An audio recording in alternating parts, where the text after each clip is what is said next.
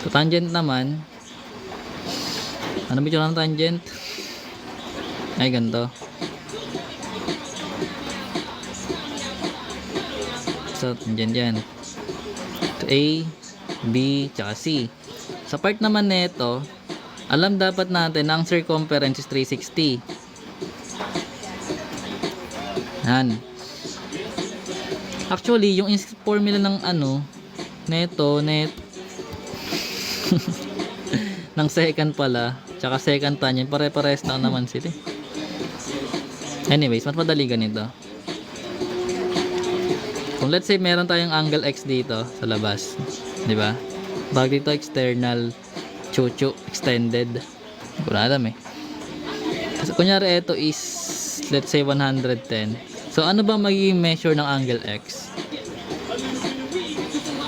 Kung yung AC natin is 110, anong measure ng angle X? Sa part na to kasi, kung tangent sila, dalawang tangent, pwede mo na lang masabi na makukuha mo to or eto, dapat na magiging total nila is 180.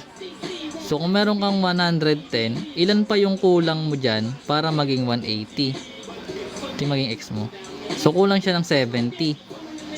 Ibig sabihin yung angle X natin, Ibig sabihin yung angle X natin is 70 dapat. So using formula neto, pakuha mo naman siya. So ang formula niya is 1/2 ng major arc minus minor arc. So kung meron tayong circumference or circle na 110 yung given dito, etong ADC natin na arc, ang measure niyan is ilan? So, 110, ilan pa yung kulang para maging 360? So, magkakaroon pa tayo ng 250, di ba? Ibig sabihin, yung major arc natin is 250 minus yung minor arc na 110. Then, ikakopy natin yung 1/2 para makuha natin yung angle X. Okay? Uy, may tumunog. Thanks po. Then yun. Then minus na lang natin sila. 1/2. Then yung 250 minus 110 is magkakaroon tayo ng 140. And 140 divide 70 is divide to 70. Which is ang pinakamadaling way nila kapag tangent siya is, wait, thank you po. There go. Is, pag mamatch mo na lang to as magiging 180 siya. Basta tangent. Okay? Pero kung kailangan mo ng formula, itong gagamitin mo. Basta tatandaan mo, dapat magiging 180 to. Magiging 360 to yung buong bilog.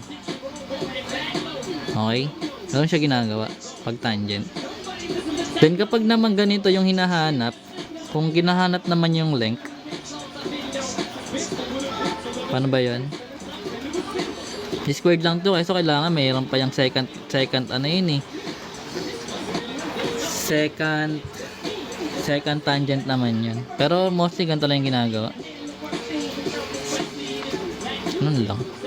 Anyway, papayawan na natin. Tangent second. Si Cheer